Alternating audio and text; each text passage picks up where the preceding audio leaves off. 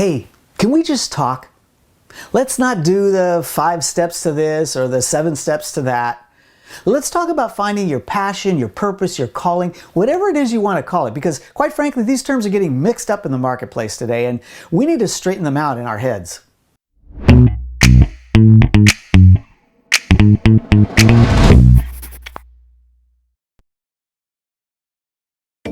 I'm Peixoto with WholeWorker, and I've been training individuals like yourself in professional development skills and communication skills for the past 20 years. And now, with WholeWorker, I'm setting my sights on helping you make a transformational career change. Why?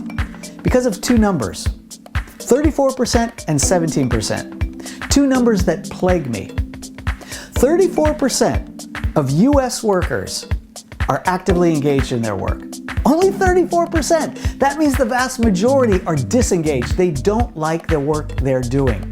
Now that number gets worse, that second number, when we talk about global workers. That's 17%. Only 17% of our global workforce is actively engaged in their work. This is crazy, because work is the one thing you spend most of your waking hours doing.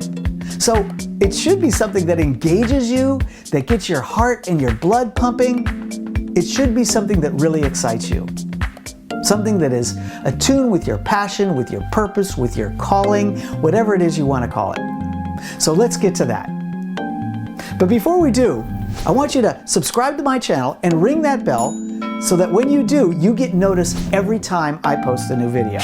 Okay, first of all, let's define these terms. Passion, purpose, calling. They're used virtually synonymously to mean that thing that you have within you. And that's what I believe I believe everybody's got a work that's inside them that's dying to come out. That might be a book that you want to write, a business that you want to start, a service that you want to get out into the marketplace, whatever it is. Maybe it's something on the internet that you want to do.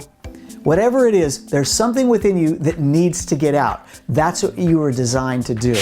All right, let's talk about the first one, passions. You know, passion's getting a lot of negative press these days. People are saying, don't follow your passions. Your passion should have nothing to do with your career. That's a bunch of baloney. Now, certainly you're not going to just follow every passion you have. If you have a passion for bubblegum, you know, you might not be able to make a career out of that. Or, I don't know, there are people selling Smurfs on eBay and making a whole career out of selling Smurfs. So maybe the bubblegum example is not far out of whack. But it is true that you have to be careful with passions, right? Because we have many different passions, and not every passion is going to direct us in our careers. But they are signs to our careers. There are signs to what really excites us. When we're talking about passions, we're really talking about what brings us joy. What brings us joy? So what are the things that bring you joy? Those might be things that point to things that you want to work at and should work at in your career, should you make a transformational career change. Now, it's interesting to me, with my religious background, the word passion actually originally meant suffering. That's why Christians call the death and resurrection, the crucifixion of Christ, the passion of Christ, because the original definition of the term was suffering. And that is germane to our discussion when we talk about career and career change. So the question becomes, what would you suffer for? What's the thing that's on your heart so much that you'd spend your waking hours doing? You'd stay up late working on? What's that thing that you would suffer for? So don't throw out the word passion. Passion is really important. It's a key, it's a pointer to those things that bring you joy when you work on them.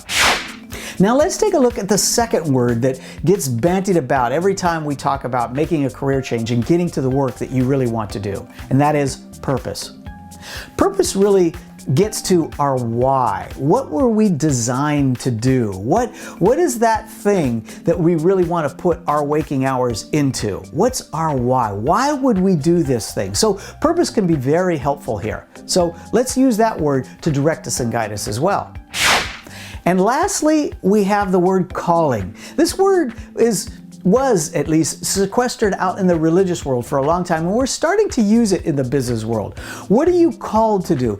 The word calling is one I particularly like, not just because of my religious training, but also because it alludes to something bigger than ourselves, right? There's something outside that has a force, has a calling on us, that tries to move us in a certain direction. And being open to hearing that calling is really important when we're talking about getting to the work we've always wanted to do. So all three of these words can have application to finding out what is the work that we really want to get to. Now, putting all that quasi-spirituality aside, let's get really practical for a moment.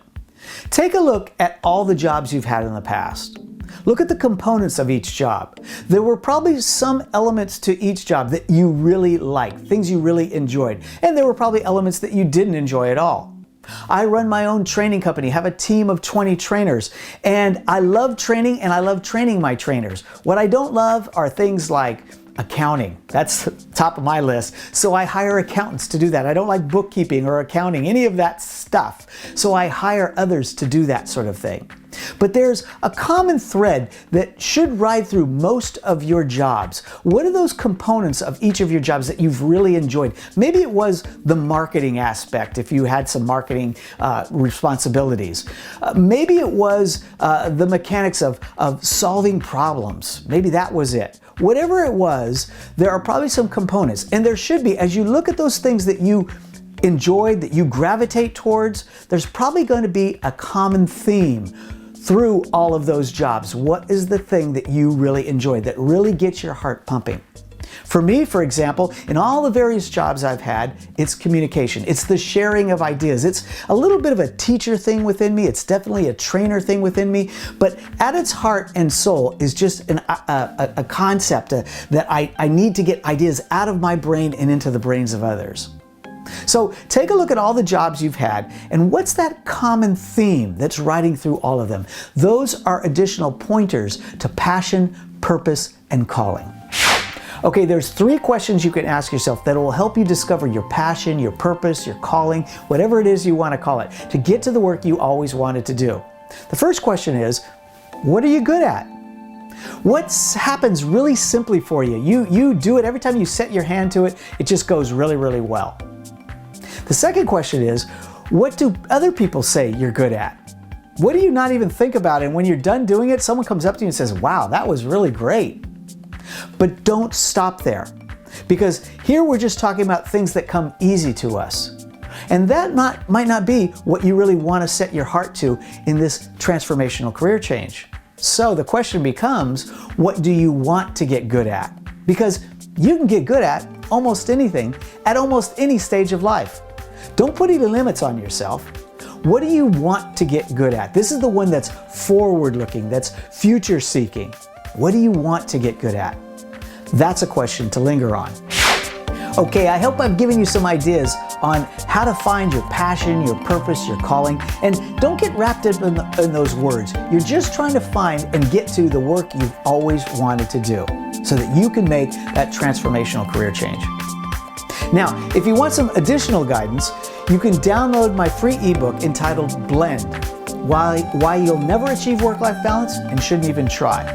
The link for that download is in the show notes below, so go ahead and grab that today. There's 10 more ways you can adapt yourself to today's 21st century high-tech environment to get to the work you've always wanted to do. Now, there's lots of ways you can connect with the WholeWorker community. You can connect with us on Facebook, on Twitter, on Instagram. So I'd recommend you check out the links below in the show notes and connect with us there. Now, if you like this video, give it a like. And if you haven't already, subscribe to this channel and hit that bell when you do so that you get a notification every time I post a new video. All right, I'm Peixoto with WholeWorker. Thanks for watching.